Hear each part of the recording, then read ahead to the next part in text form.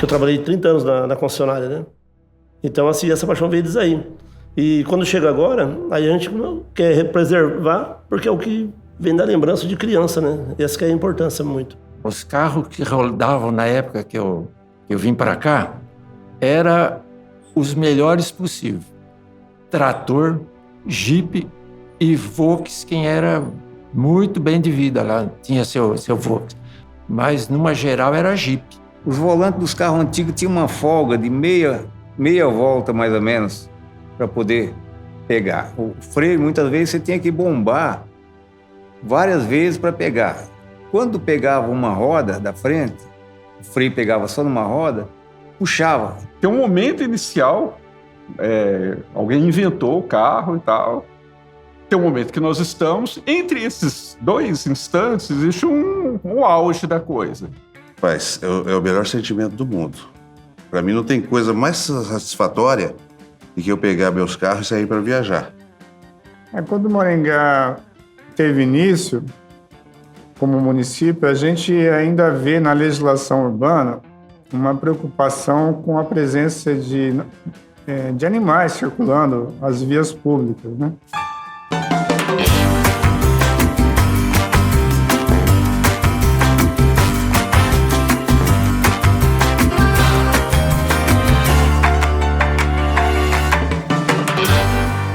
Hoje, clássicos, objetos de coleção. No passado, fundamentais para o desenvolvimento das cidades.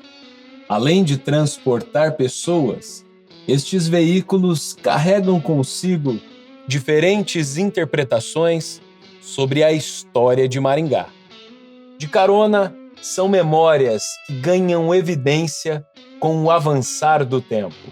Em busca de grandes emoções, aceleramos rumo a uma época repleta de desafios e saudades. Apertem os cintos, afinal, essa será uma longa viagem ao nosso passado.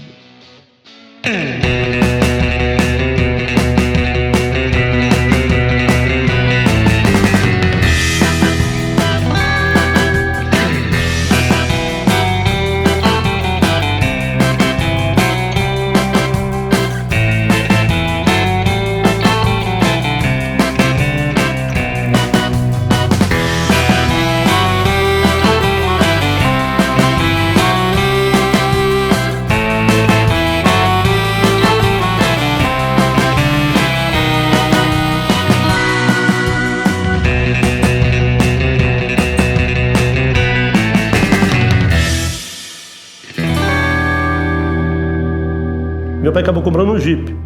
E eu tinha 9 anos de idade, e ali eu já comecei a dirigir e pegar gosto. Na verdade, o carro era a utilidade para se sair do patrimônio, né? Posso dizer assim que sou viciado nisso aí, mas é paixão, é o gosto pela máquina, é o gosto pelo design, coisa que a gente, hoje em dia, a gente tem designs maravilhosos, máquinas excelentes, Mas tudo que está ligado aí à década de 70, 60 e 90 é o que me fascina. Quando se trata de carro antigo, não é tão fácil encontrar peças, principalmente que hoje não se encontra mais peças originais, né? Como antigamente. E quando encontra, são absurdamente caras, né? Meu pai era frentista nos anos 80 ali.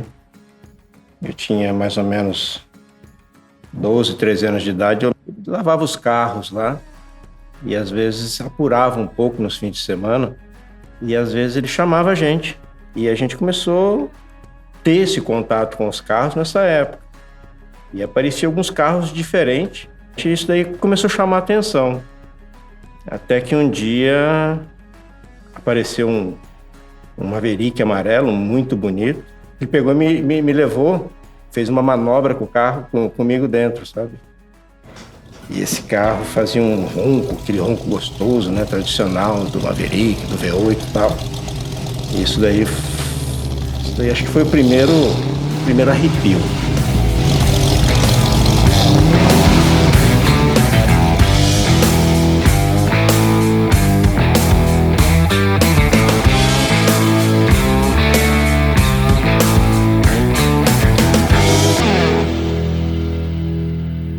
Maringá, cidade de fama. Quando não tem poeira, tem lama. Já dizia o radialista e poeta Antônio Mário Manicardi. De fato, quando começou a ganhar corpo, embora planejada, a cidade enfrentava grandes dificuldades. Faltava de tudo, menos esperança. E foi naquele cenário de faroeste que os cavalos e as carroças foram dando espaço aos automotores que por aqui chegavam dia após dia. Nós morávamos na época em Apucarana, antes de vir para cá, e meu pai resolveu vir antes.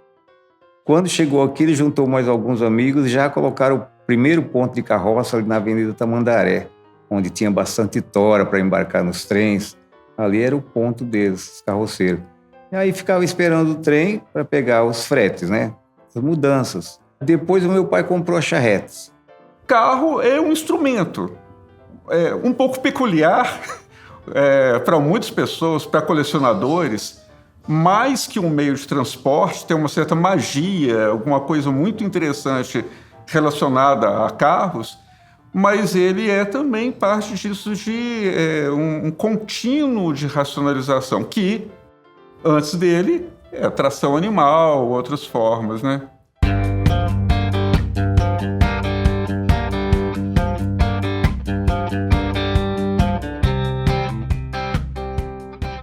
Seis diferentes modelos foram determinantes na consolidação econômica e cultural de Maringá. Dos mais robustos aos mais estilosos, eles representam transformações vivenciadas ao longo das décadas. Além de clássicos, são verdadeiras máquinas do tempo. Mas seria impossível iniciarmos a nossa história sem falar sobre ele. Sim, emblemático e versátil, o nome remete à sua força. Não é por menos que este veículo se tornou um dos mais utilizados pelo norte e noroeste do Paraná. Com estradas precárias, tomadas pela lama e pelo barro em períodos de chuvas, e pela poeira durante as estiagens, o Jeep apresenta características essenciais para regiões pioneiras como a nossa. Esses diferenciais não lhe eram atribuídos aleatoriamente. Antes de serem vendidos no Brasil a partir de 1952, outros de seus modelos já haviam sido utilizados durante a Segunda Guerra Mundial. Idealizado pelo governo estadunidense, apresentou-se como um veículo leve, com tração nas 4 rodas, capaz de levar soldados e armamentos. Ao final daquele conflito, o general Dwight Eisenhower destacou o Jeep como um dos responsáveis pela vitória das forças aliadas. A Segunda Guerra Mundial já é a primeira guerra motorizada, né? Então, obviamente, aí a indústria automobilística vai ser mobilizada Ainda que o único país que realmente conseguiu se motorizar completamente, ou seja, que já não usa mais ferrovia e cavalo, são os Estados Unidos. Eles se motorizam completamente, e isso significa a produção de uma quantidade absurda de caminhões e também de veículos utilitários, né? No caso americano, o Jeep. Dizem que era o músculo do exército dos Estados Unidos, né? Aquilo que faz tudo funcionar. Não se trata apenas de um carro, é uma janela para o passado.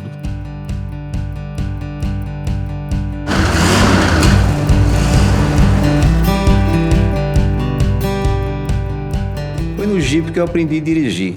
E aquele Jeep era antigo, né? Do exército, imagina, 46, 47.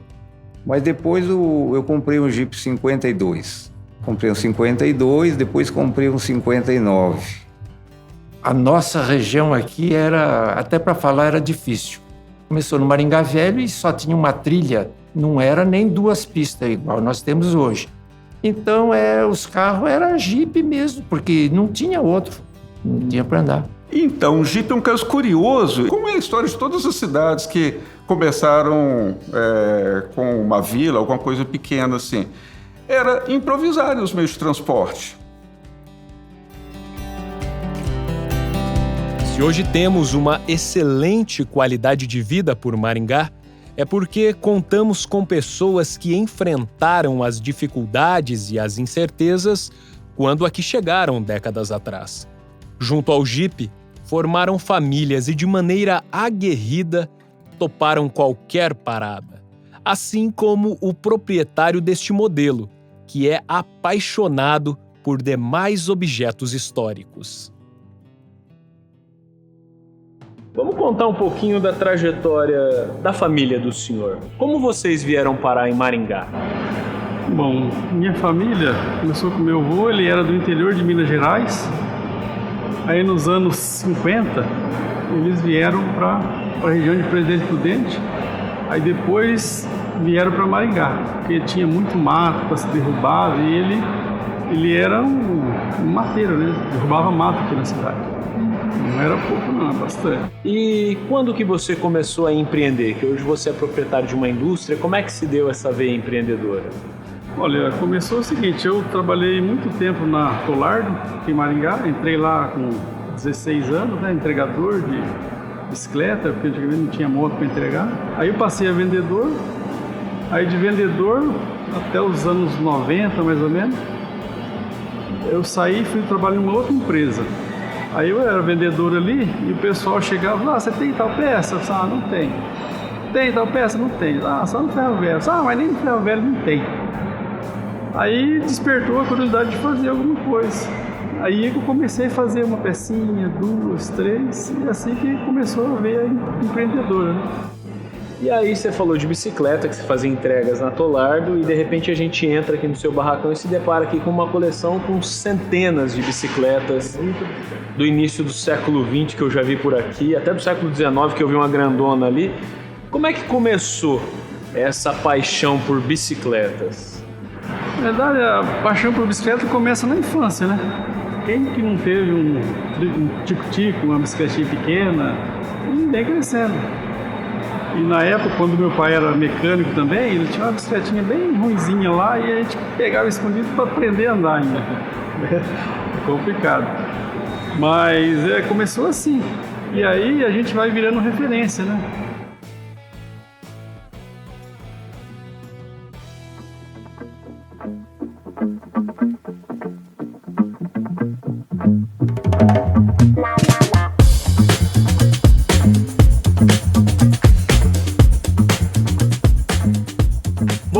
E aí, coleção de carros. A gente deu uma caminhada por aqui, tem uma catita, ônibus, tem caminhonete, enfim, tem vários modelos de carro.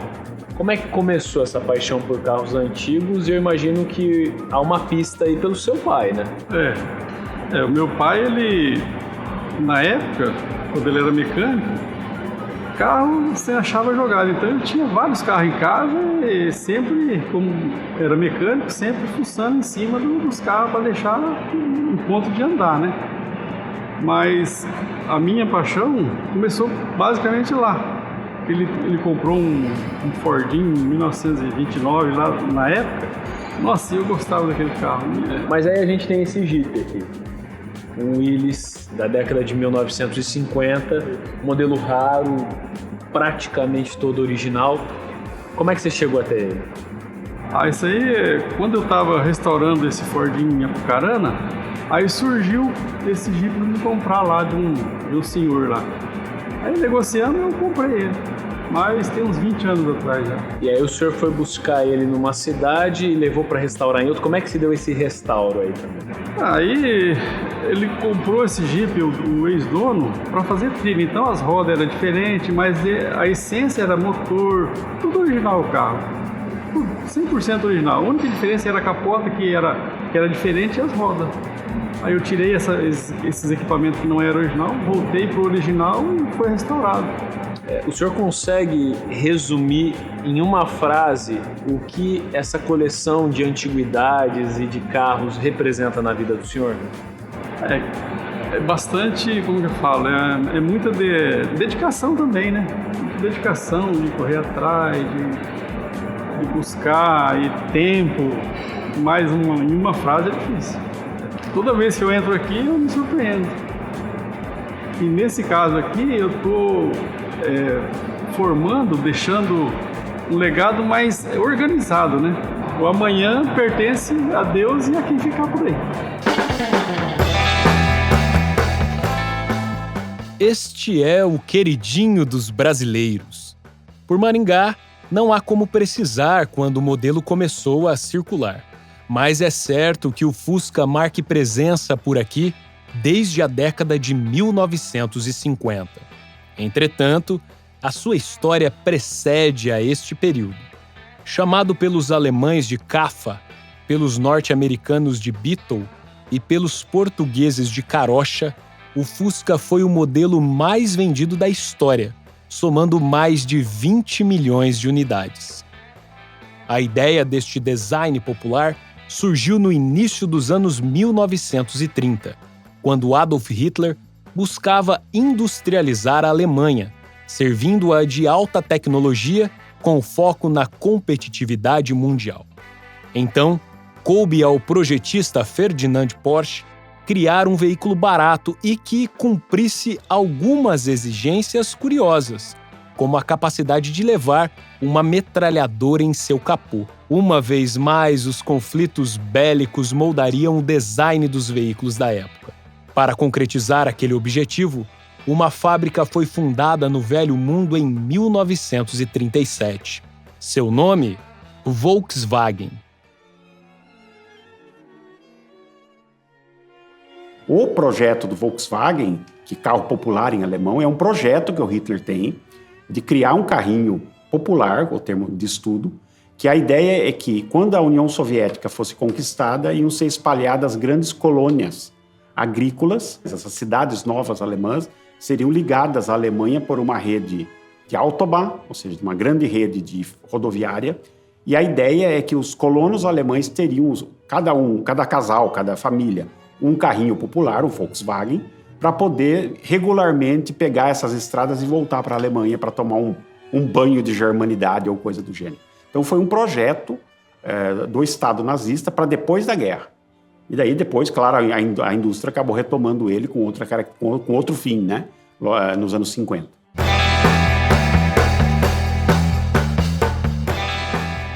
Do ponto de vista mecânico, é um carro muito incomum. Se você pensa que a refrigeração dele não é a água, é a ar, que o motor fica pendurado na traseira, várias coisas estranhas no Fusca.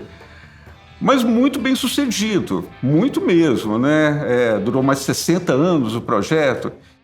Com o fim da Segunda Guerra Mundial, o modelo foi levado a outros países, inclusive ao Brasil, que no ano de 1959 lançou o primeiro Fusca montado em território nacional.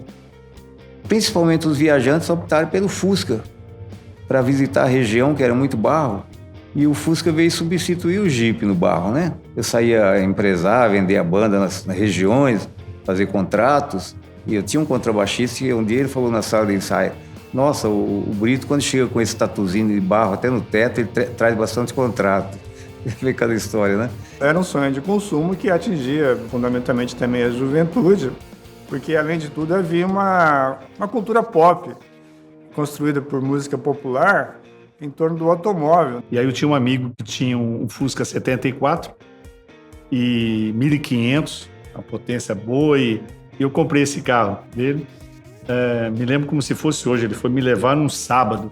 Eu desci e fui limpar o carro, porque você não tinha nem grana para levar o carro no posto. Isso é obsessão, isso é uma coisa impressionante, o caso do Fusca. Porque, e é até engraçado você pensar, o Fusca não é melhor em nada, se você comparar com outros carros. Ele não é mais rápido, ele não é econômico, não é mais confortável. Mas no conjunto ele é imbatível. Até a forma, o perfil do Fusca. Não é um carro com cara de mal. O Fusca não. O Fusca é um carro que quase que o para-choque dele com o farol forma um sorriso. Baratinha, bolinha, fuscão ou fafá. Esses são alguns dos apelidos do modelo popular alemão que conquistou o mercado brasileiro.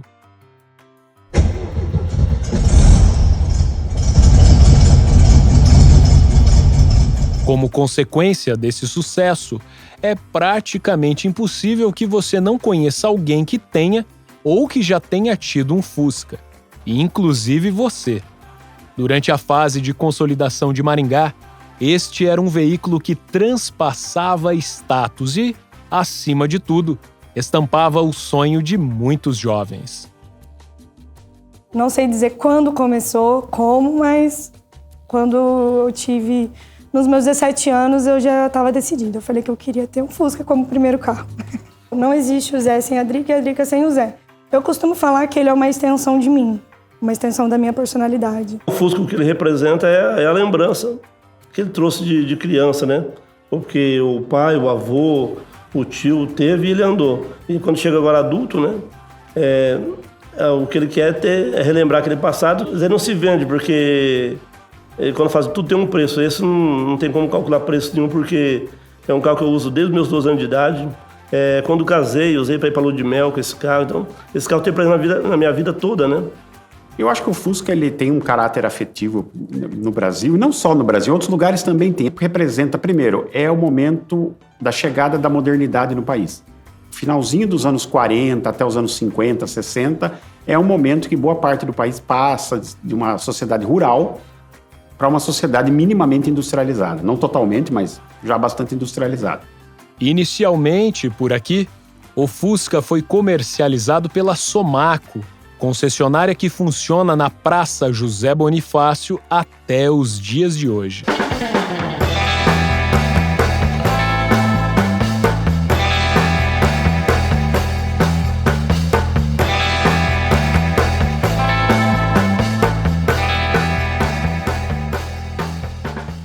Embora fosse um veículo caro, o desempenho e a durabilidade o transformaram em ótimo investimento. Não por menos, suas memórias estão intimamente ligadas à vida de muitas pessoas que passaram por aquela época desejando um Fusca, seja para uso pessoal ou comercial.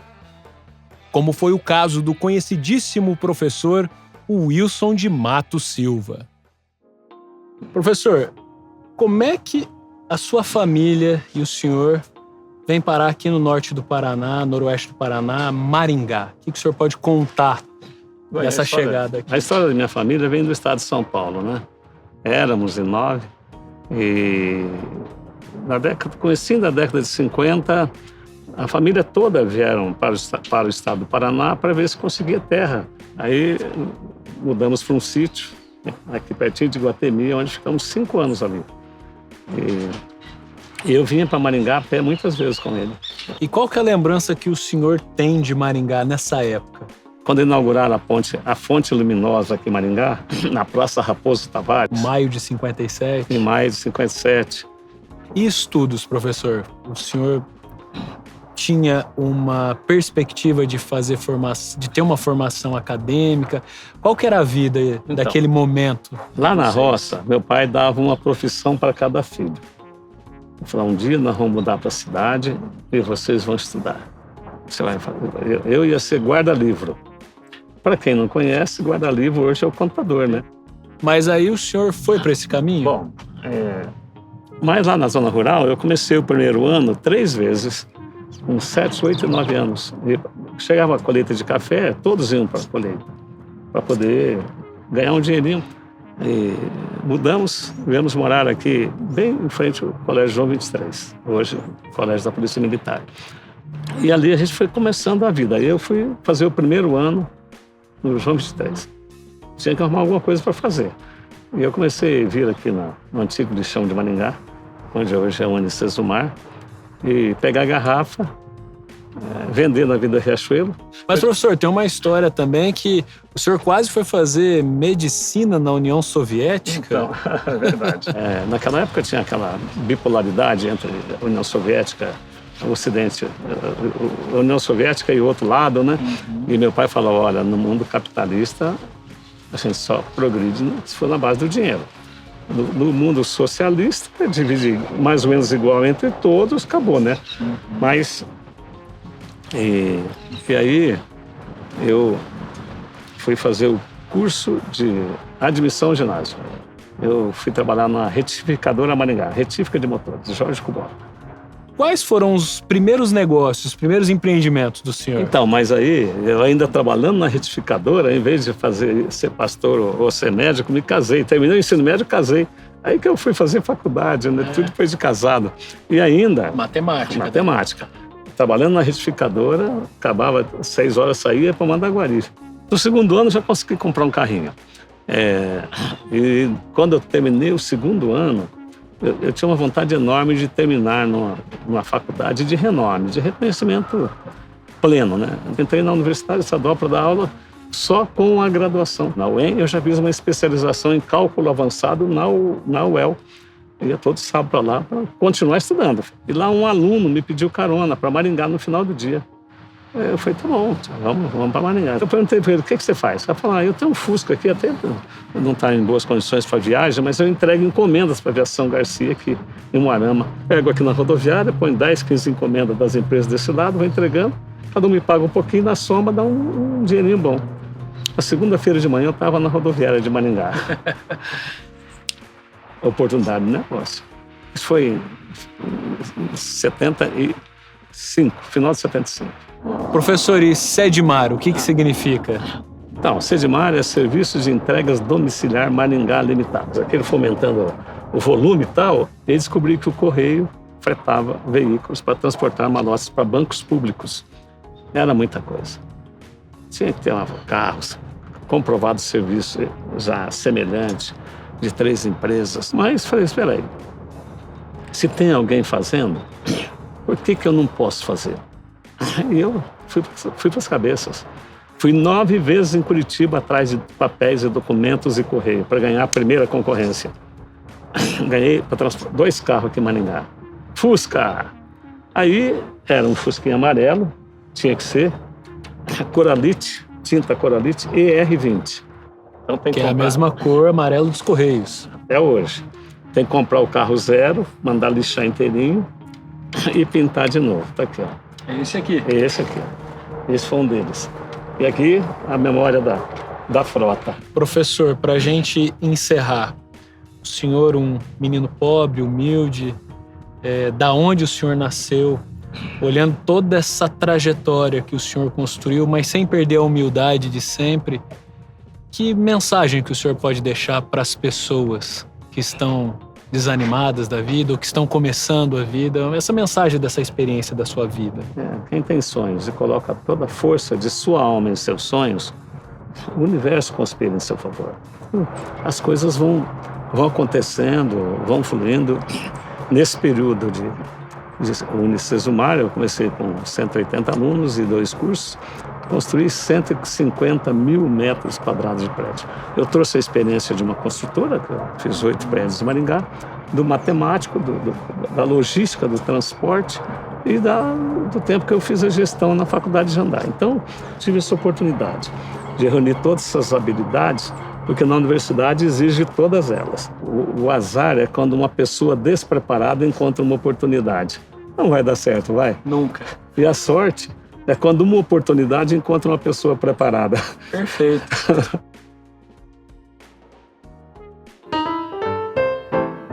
Esta é uma velha senhora de respeito, um utilitário à altura das histórias que carrega consigo. Como consequência, os brasileiros conhecem bem a Kombi, veículo derivado do Fusca. Considerado o primeiro mini-furgão do mundo, o seu projeto foi desenvolvido após o término da Segunda Guerra Mundial, na fábrica da Volkswagen. Do alemão, significa veículo combinado.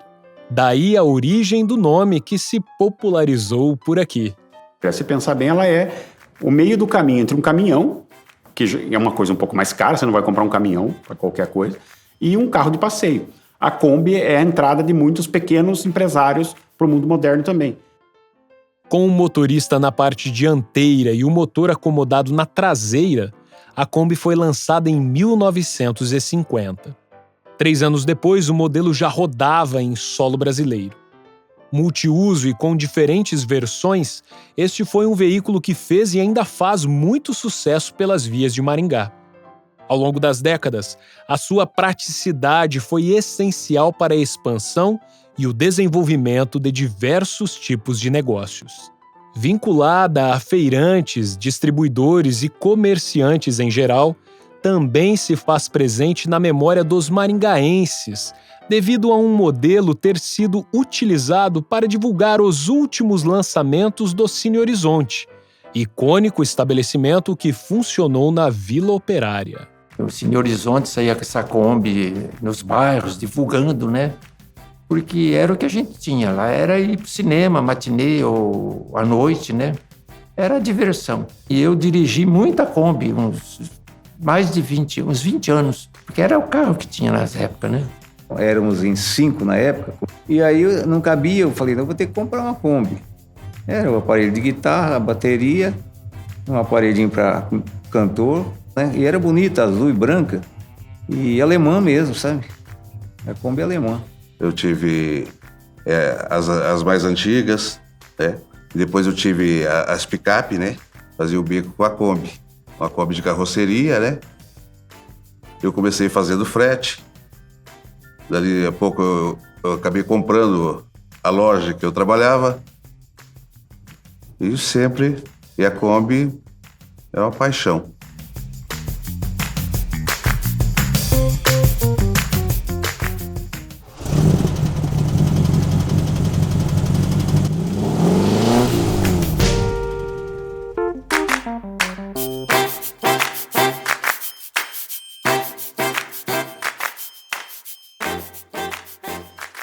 Depois de quase 6 décadas, o seu modelo histórico saiu de linha de produção, tornando maior o desejo pelas raridades que ainda sobrevivem ao tempo. Afinal, a maioria de nós tem uma relação de afeto com a Kombi. Maurício Caetano que o diga, proprietário desta maravilha, reúne curiosidades sobre este e outros automóveis. Como é que você veio parar em Maringá? Lá é do estado de Goiás. Fala um pouquinho da sua história. Eu nasci em Goiânia, né? Na cidade de Goiânia mesmo. E lá eu fiquei até ir fazer faculdade em Marília. Lá eu conheci a minha esposa, a Roberta. E em 2005 eu tive uma oportunidade de trabalho aqui em Maringá, por ser uma cidade que eu já tinha ouvido falar, uma cidade grande, boa para se viver. E viemos para cá e pretendemos não mais sair daqui. E aí, em 2010, você começou um trabalho no SAMU. Como é que foi essa sua entrada? A parte de urgência e emergência é uma parte que eu sempre gostei, desde a época da faculdade. Eu fiz um concurso, entrei no hospital universitário, e logo quando surgiu o concurso para o SAMU, eu prestei e passei. E carros clássicos. Antes de você chegar em Maringá, você sempre foi apaixonado por carros clássicos, carros antigos. Fala um pouquinho sobre essa paixão aí para nós. Sim. Desde lá de Goiânia eu já gostava de carro. gente era apaixonado por carro, já tive Fusca, Brasília, tive vários carros, né? E quando eu cheguei em Presidente Prudente, o primeiro carro que eu adquiri foi um Jeep. Esse Jeep marcou a gente muito porque quando eu e o Roberto, a gente tinha acabado de casar e nós estávamos tentando ter o primeiro filho, né? E, assim, tivemos vários problemas. E esse Jeep ajudou a tirar ela da depressão. Então, a gente fazia trilha e andava para todo quanto é lado. E depois do Jeep veio a GMC, né? A GMC, que hoje aqui é uma GMC 1950, carroceria rara também.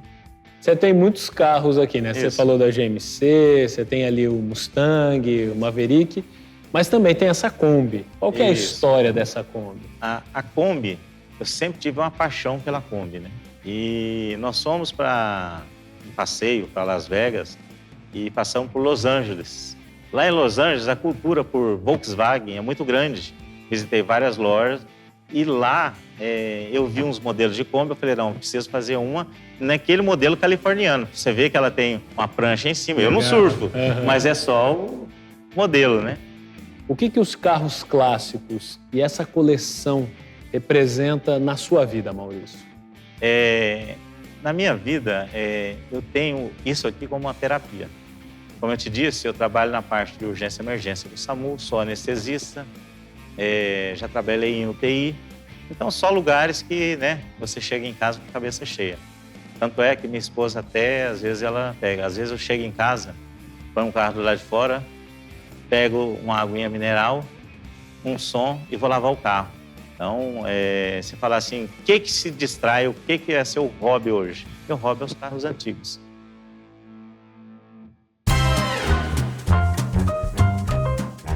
O Belcar foi lançado como um sedã de 4 portas altamente espaçoso, ideal para transportar até 6 pessoas em seus largos bancos. Este veículo foi produzido no Brasil pela VMAG, sob licença da alemã DKW, também pronunciada como DKV, siglas que, em tradução literal, significam a Pequena Maravilha. A aceitação do mercado garantiu que fossem fabricadas mais de 50 mil unidades entre 1958 e 1967, fazendo com que o Belcar tivesse diferentes motorizações, além de um design inovador para sua época. Esses benefícios conquistaram a atenção de um público cada vez mais exigente. Conhecido inicialmente como Grande DKW VMAG, foi denominado como Belcar apenas em 1961, sendo este nome a junção das iniciais das palavras inglesas Beautiful Car. Agora, as montadoras, não só elas, mas enfim, a indústria do primeiro mundo começa a tomar a decisão de não ficar presa nas fronteiras dos países, mas espalhar unidades produtivas pelo mundo. O Brasil se torna atrativo também porque é um país que, graças ao Vargas, tinha uma indústria siderúrgica. E o JK faz toda uma série de políticas fiscais, etc., para realmente estimular essas empresas a vir.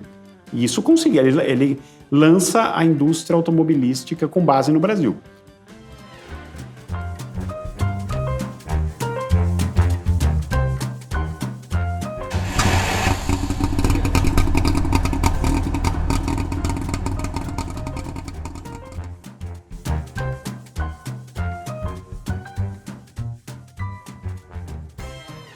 A VMAG foi a primeira indústria a utilizar os benefícios proporcionados pelo governo brasileiro ao setor automobilístico.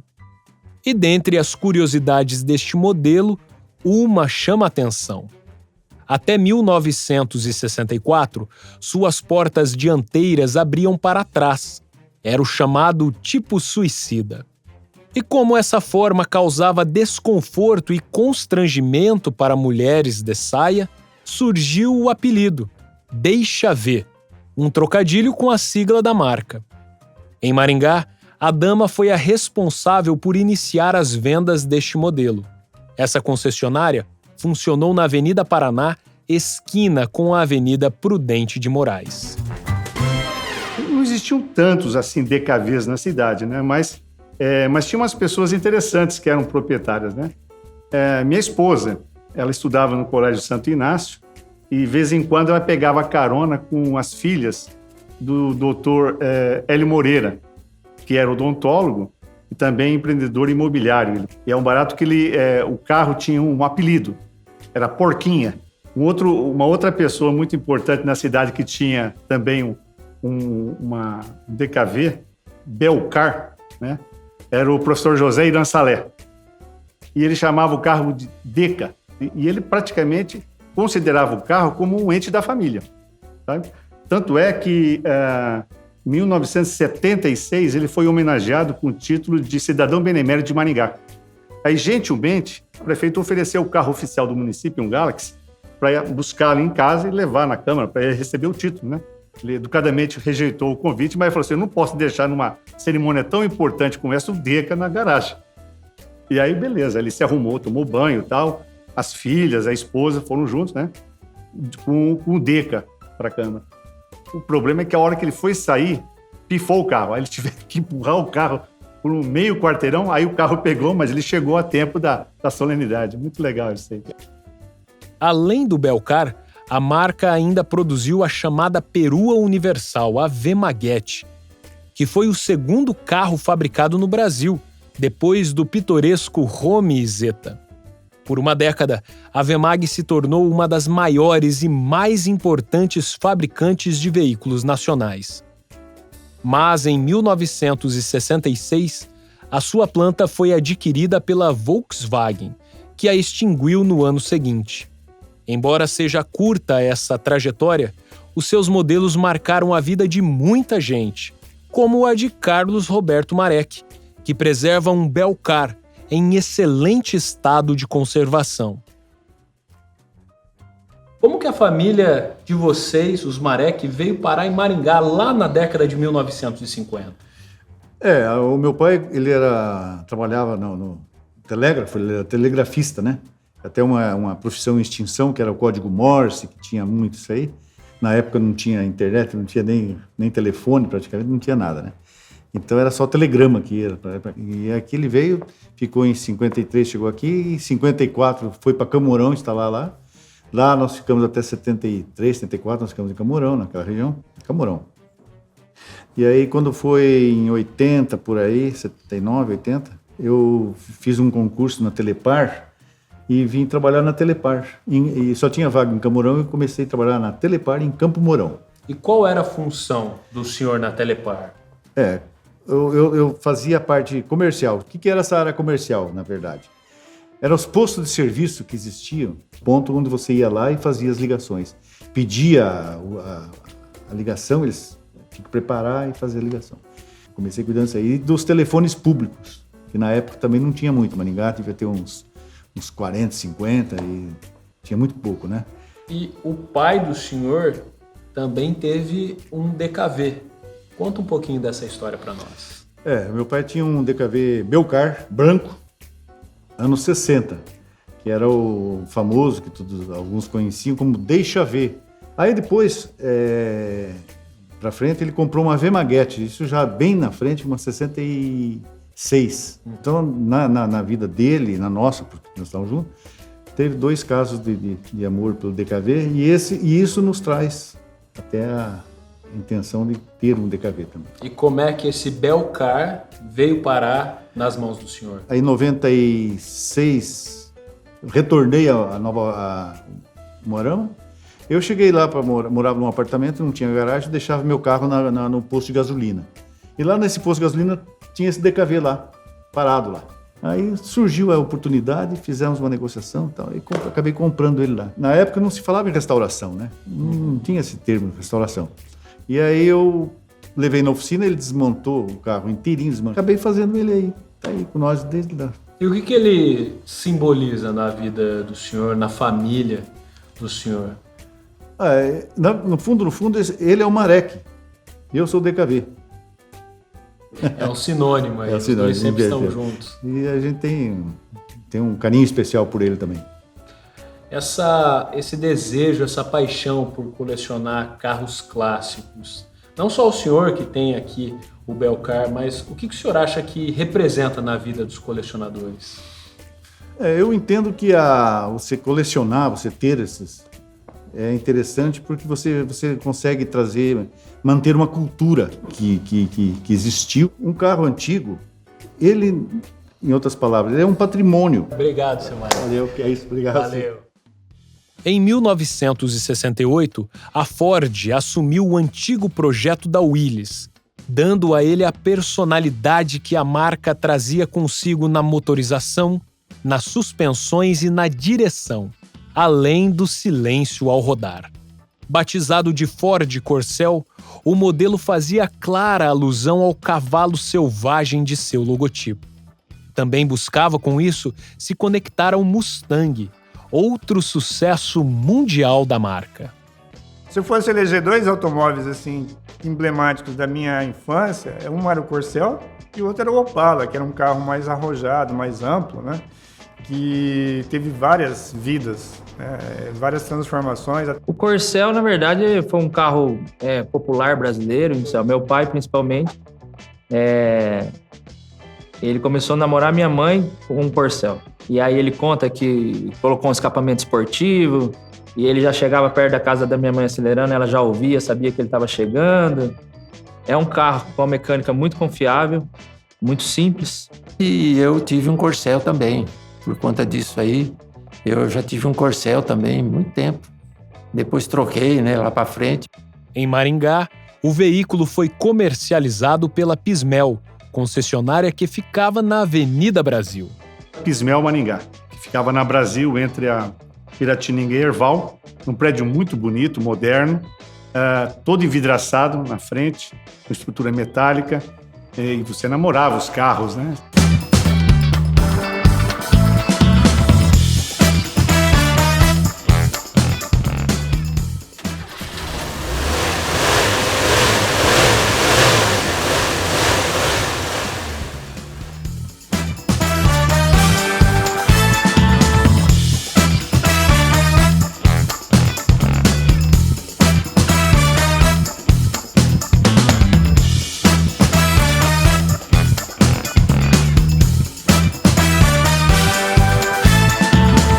E quem mantém um belo Corcel é Francisco Manuel Voitas, um apaixonado por modelos da Ford.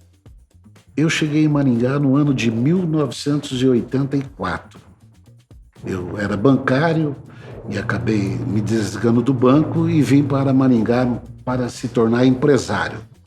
Qual que foi o primeiro carro antigo do senhor? Como é que foi essa primeira conexão com os clássicos? Bem, em 1973, eu era funcionário de um banco e tinha o seu Diego Jimenez. Ele era agricultor na cidade de Bela Vista do Paraíso. E como eu trabalhava na carteira rural, eu era bem amigo do seu Diego. E ele comprou um Opala na distribuidora de rancharia. E naquela época não tinha Pix, não tinha ordem de pagamento.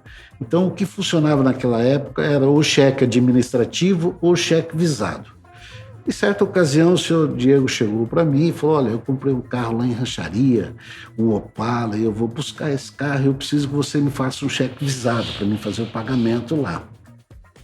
Aí, o senhor Diego foi lá e comprou o carro, é um Opala Mostarda, um Opala 73, 4 portas. E eu vi aquele senhor andando, ele passeava a cidade de praticamente uns 16 mil habitantes. Eu era filho de gente humilde, não podia ter um carro. E ele passava, a gente admirava. Em certa ocasião, eu estou em Bela Vista do Paraíso, eu fui lá na casa dele e ele falou: olha, meu carro vale X, mas se você pagar 20 vezes mais o valor dele, eu lhe vendo o carro. Eu pensei, falei assim, eu vou comprar esse carro. Dito e feito, comprei o carro e vim dirigindo de Bela Vista do Paraíso para cá com o Opala. Um Opala 73 perfeito. Depois do Opala veio uma Caravan, depois da Caravan veio um Fusca, aí veio um Corcel, veio um Puma, e Panorama, Del Rey. Eu tenho vários carros que me faz lembrar o meu tempo de 70 a 80. E entre todos esses carros da coleção, a gente tem esse Corcel. Fala um pouquinho sobre esse Corcel, como é que o senhor chegou até este Corcel e o que ele representa na sua vida. Esse Corcel, ele era do seu João Petrucco, avô do meu genro, o Paulo. E ele tinha esse Corcel lá em Araçatuba. E aí meu genro falou, olha, meu avô faleceu e tem um carro lá, vai ficar com a família e eles vão vender. Aí eu falei pro meu genro, vai lá, busca esse carro para mim. Ele foi e buscou, restaurei o carro e esse carro já tem destino. Vai ser para minha filha. Então ela vai herdar esse carro. Esse carro não tem preço. Carro antigo, paixão da minha vida. Não importava o modelo. Nos anos 70, você desejaria ter um desses carros da Chrysler. Sendo fabricados em São Bernardo do Campo, a marca experimentou vários mercados e encontrou destaque quando lançou potentes motores, destinados aos amantes da velocidade. Então, passou a produzir modelos Dodge no Brasil. O primeiro deles foi o Dart, que foi oferecido com 2 e 4 portas. Depois vieram os luxuosos Magnum e LeBaron. Outros clássicos também integraram a sua linha. Saiu o primeiro Polara que veio para Maringá, nós compramos em 1971. Por sinal, o primeiro carro que eu comprei, o Polarinha amarelinho, saiu a nota da Transparaná. Depois, os outros 12 carros que eu comprei, o Polara, a nota vinha da Chrysler, porque eles faziam preço diferenciado para mim, além de ser potente. Eu fui para o Nordeste 4 vezes de Polara. Naquele período, o ramo automobilístico passava por grandes transformações em Maringá. A chegada da primeira máquina de lavagem automática de veículos é exemplo disso. Aquele empreendimento foi instalado no Posto Paraná, na Praça Rocha Pombo. E, eles fizeram uma carreata enorme na cidade.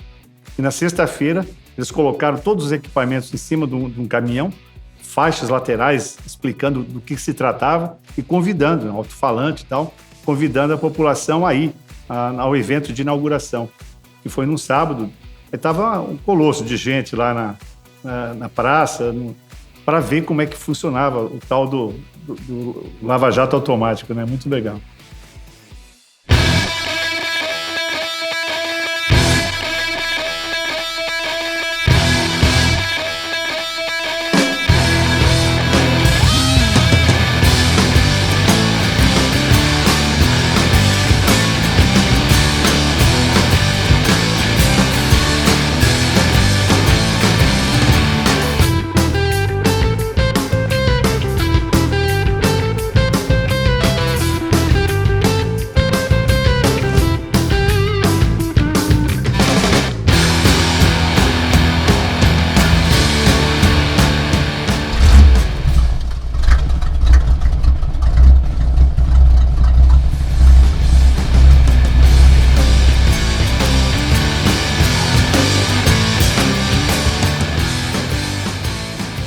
Com uma cidade mais cosmopolita, os veículos da Dodge passaram a ser comercializados pela Transparaná, concessionária que ficava na Avenida Brasil, esquina com a Avenida São Paulo.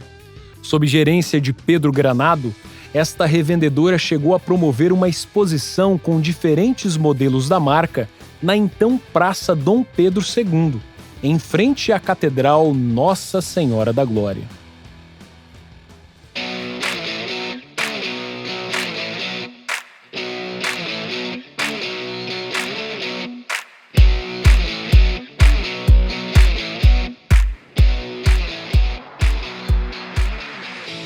Em 1981, a Chrysler do Brasil montou os últimos modelos da linha Dodge. A decisão de encerrar a marca veio da Volkswagen após adquirir a sua planta em território nacional. A montadora, então, passou a produzir caminhões.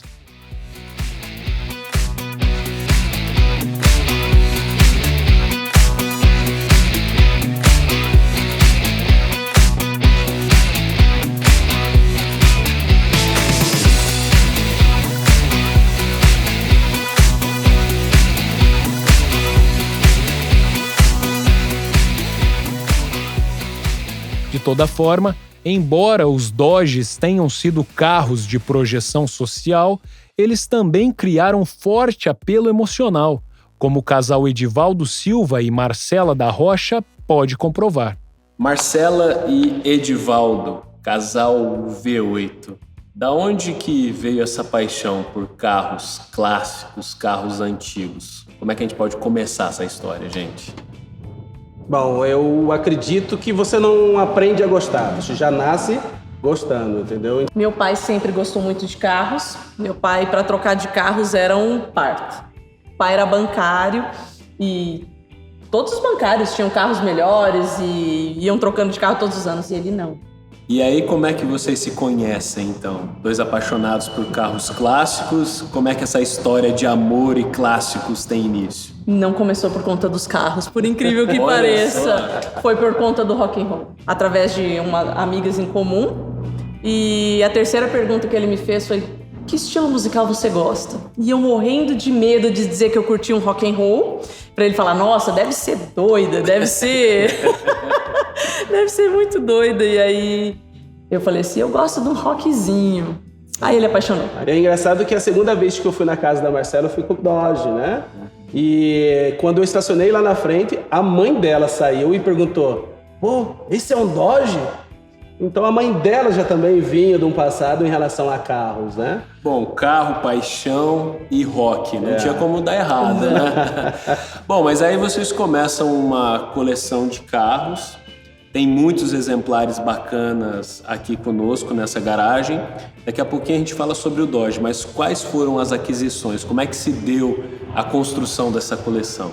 Eu queria carros que fossem raros. Carros que não via na garagem. E ele enlouqueceu, gente, porque a gente tinha dinheiro para investir numa casa. E eu cheguei nele e falei: não, vamos comprar tudo em carro?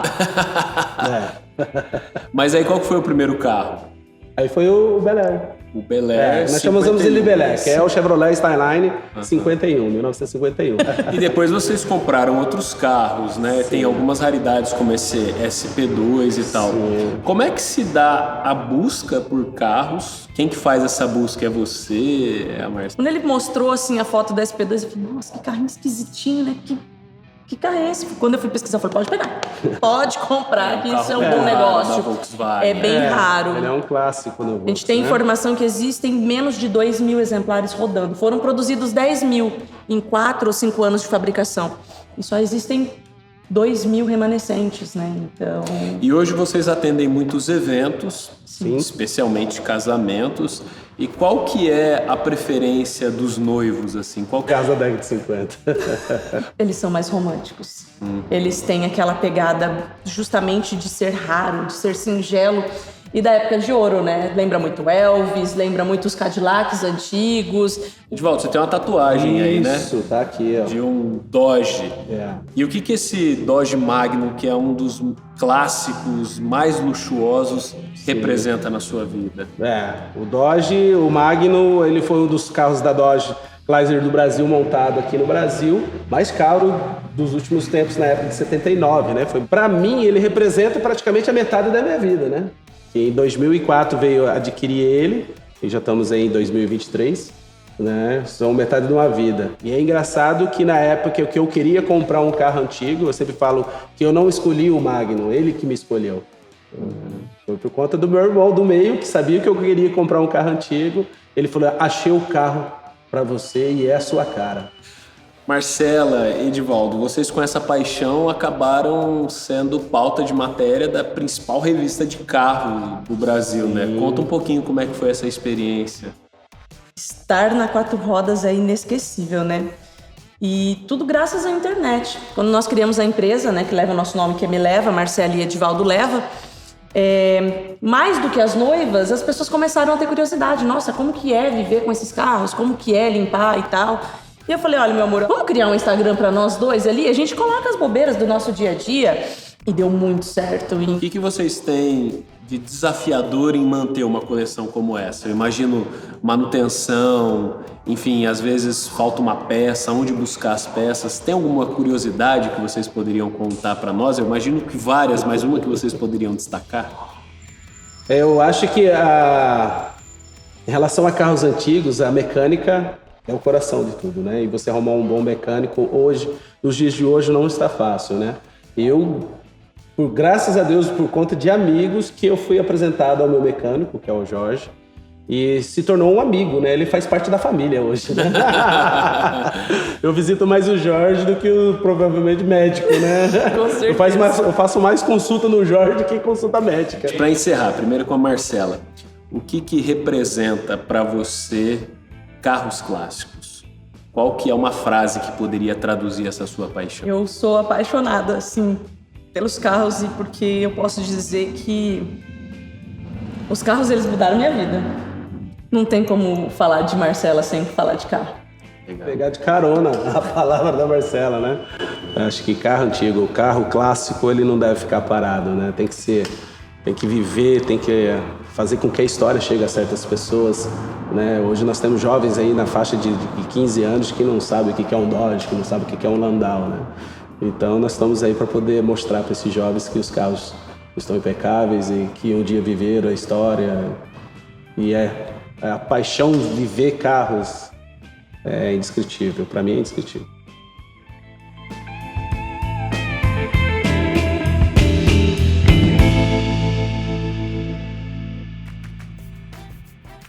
As pessoas consomem memória porque é a memória que diz o que a gente é. E ter uma relação até afetiva com os objetos é cultivar essa memória. Então, por que os carros são tão... são um dos objetos que mais atraem essa afetividade? Porque é um objeto importante na vida das pessoas e, principalmente os mais antigos, como eu falei, representavam uma transição de um mundo para o outro. A ideia de você ter controle sobre uma parte da realidade. Acho que essa é a principal ideia. Coleções, em geral, elas têm a ver com uma época muito boa da sua vida. Você conter uma parte da realidade, do tempo, por meio de um objeto. Tal. E carro ainda é mais interessante porque ele se move, né? Ele se movimenta. E isso pode parecer completamente banal aqui, mas comporta uma certa magia, principalmente na infância.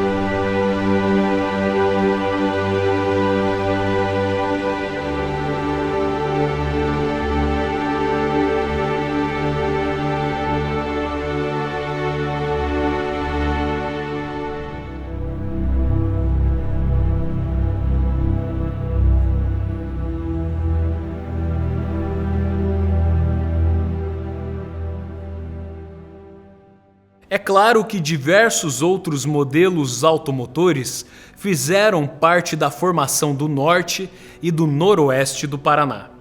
Caberia ainda em nosso passeio pelo passado citar o Chevrolet Bel Air, o Aero Willys, o Galaxy, a Brasília, a Belina, enfim.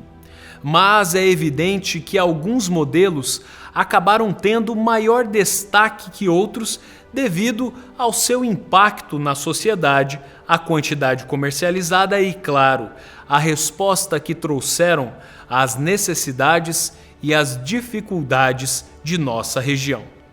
Independente a isso, os carros clássicos mantidos por seus colecionadores são peças de conexão direta com o passado e alimentam uma paixão quase inexplicável.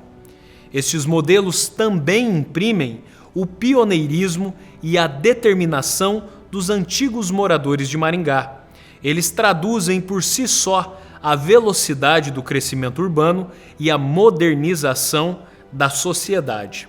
São itens raros, objetos de desejo e baús recheados de saudades.